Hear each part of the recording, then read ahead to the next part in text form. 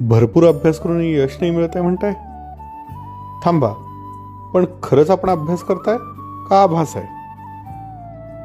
आपण बऱ्याच गोष्टी अभ्यास नावाच्या त्या बोचक्यात कोंबलेल्या असतात. आपण साध्या भाषेत बघूया तरी त्या अभ्यास नावाच्या बोचक्यात काय काय कोंबलंय ते. कोणतीही गोष्ट पहिल्यांदा शिकणं. परीक्षेच्या आधी पहिल्यांदा पुस्तक उघडल्यावर जे होतं ना, अगदी बरोबर तेच. त्यानंतर ते पहिली उजळणी, म्हणजे ज्या शिकताना मेंदूतनं निसटलेल्या गोष्टी आहेत त्याच्याकडे पुन्हा लक्ष द्यायचं म्हणजे पहिली उजळणी. त्यानंतर असतो सराव.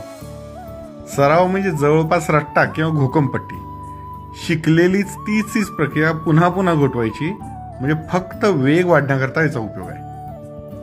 आता त्यानंतरच्या उजळणीमध्ये खरं तर ज्या विसरलेल्या गोष्टी आहेत त्या पुन्हा चमकण्याकरता तयारी केली पाहिजे. पण होतं काय, इथं पुन्हाही रट्टाच, म्हणजे पुन्हा घोकमपट्टी. आता ह्याच्या पुढची पायरी आहे संकल्पना आठवणं.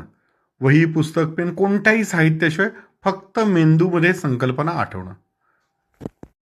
या पुढची गोष्ट पालकांची सर्वात लाडकी गोष्ट.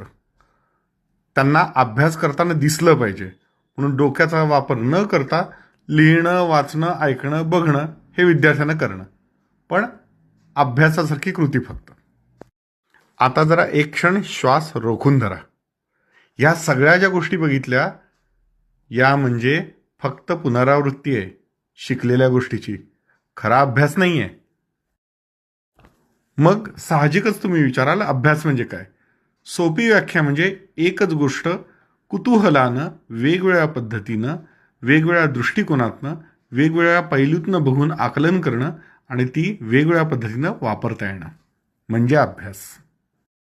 मनाच्या अवस्थेकडे बघितल्यानंतर आपण अभ्यास करतोय का बाकी काही हे लगेच कळतं. कसं? उत्तरासाठी भेटूया पुन्हा. धन्यवाद.